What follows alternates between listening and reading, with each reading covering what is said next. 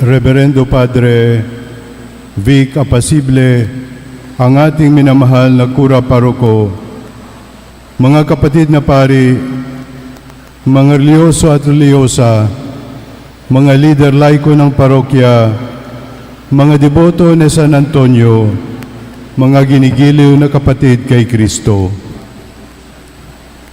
Ngayong taon, ang ating pagdiriwang ng kapistahan ni San Antonio ay higit sa makahulugan sapagkat ito'y napapaloob sa Jubilee Year of Hope.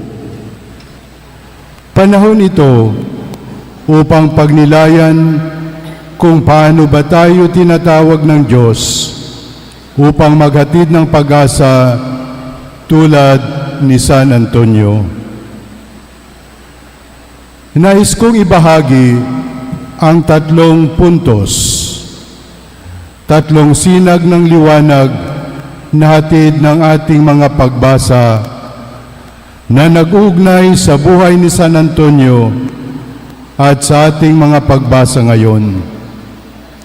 Ang misyon ng Diyos para sa atin, ang pagsasabuhay ng pagbubukas palad at ang paghihilom na maaari nating hatid sa ating kapwa.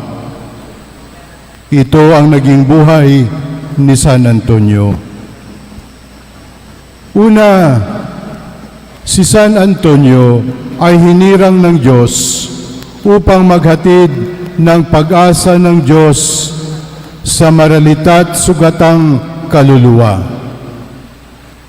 Sabi nga ni Isaías, "Hinirang ako ng Panginoon upang ihatid ang mabuting balita sa mga dukha at hilumin ang mga pusong sugatan." At ito'y isinabuhay ni San Antonio ng buo niyang pagkatao at puso. Marami sa atin ang nakakakilala sa kanya bilang patron ng mga nawawalang bagay. Ngunit higit pa roon, siya ay isang mangangaral na nagsalita ng may matinding sigasig, gumising sa damdamin ng mga tao at nag-anyaya sa kanila na magbalik loob sa Diyos. Inaliw niya ang mga pagod, hinamon ang mga tiwali, at itinaguyod ang mga nahihirapan. Hindi lamang siya isang santo ng mga milagro. Siya ay isang apostol din ng pag-asa.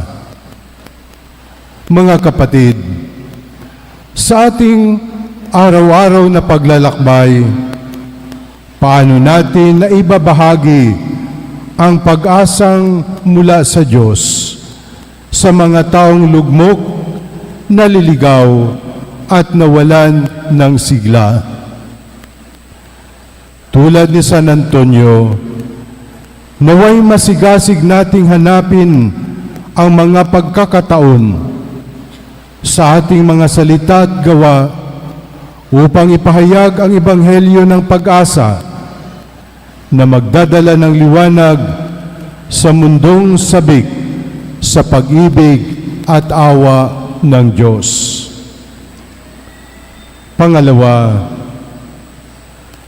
namuhay si San Antonio sa pag-ibig. Pinaalalahanan tayo ni San Pablo sa kanyang sulat sa mga taga-Roma. Huwag ninyong ipalagay na kayo'y higit kaysa nararapat, ngunit mag-isip kayo ng tama.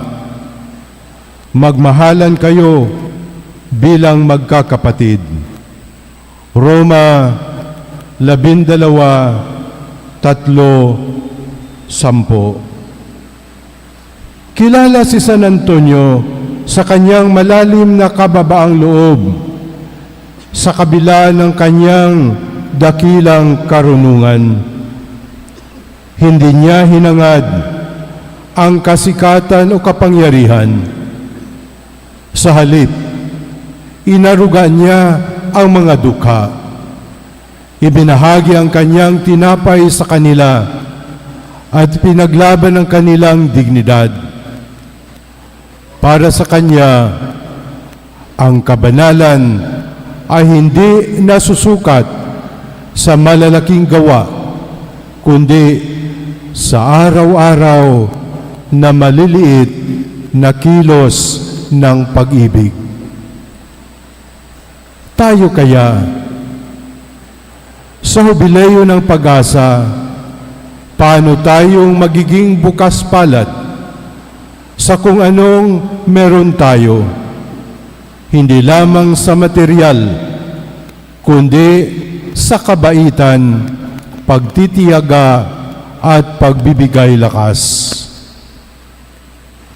Mga kapatid, paano nating maisasabuhay ang pagmamahal ni Kristo sa pagiging mapagpakumbaba at mapagbigay sa ating kapwa? Tulad ni San Antonio, naway maisabuhay natin ang pag-ibig na inilarawan ni San Pablo, isang pag-ibig na may kababaang loob, bukas palad sa pagbibigay at taos-puso sa damdamin. Pangatlo, isinugo si San Antonio upang magdala ng paghihilom, kagalingan at kapayapaan. Sinabi ni Jesus sa kanyang mga alagad, "Sa alinmang bahay na inyong pasukin, sabihin muna ninyo, kapayapaan sa bahay na ito." Lucas 10:5. Si San Antonio ay nagdala ng kapayapaan sa mga pamayanang sinugatan ng pagkakawatak-watak. Pinagkasundo niya ang mga pamilya, pinapagaling ang mga nawalan ng pag-asa, at pinaalalahanan ang mga tao ng pag-ibig ng Diyos ay mas makapangyarihan kaysa alinmang pagsubok. Sa panahon natin ngayon, ang mundo ay nauuhaw sa kapayapaan. Ang ating mga pamilya ay nangangailangan ng kagalingan at maraming puso ang nabibigatan sa pag-aalala. Paano tayo, tulad ni San Antonio, magiging tagapagdala ng kapangyarihan ng kapayapaan ni Kristo sa ating kapaligiran? Mga kapatid, sa panahon ngayon na maraming kaguluhan at pagkakawatak-watak, paano tayo magiging instrumento ng kapayapaan at pagkakasundo? Tulad ni San Antonio, naway maging daluyan tayo ng kagalingan at kapayapaan, nagdadala ng pagkakaisa at pagkakasundo sa ating mga pamilya, nagpapalakas sa ating mga pamayanan, at nagtataguyod ng pagkakaisa sa ating lipunan. Minamahal kong mga kapatid, sa Hubileo ng Pag-asa, hilingin natin ang panalangin ni San Antonio na tayo'y mapuspos ng pag-asa na magiging mga taong bukas palad at mga tagahatid ng kapayapaan. Naway maging inspirasyon ang kanyang halimbawa upang maipahayag natin ang liwanag ni Kristo sa mundo na labis na nangangailangan nito. Amen.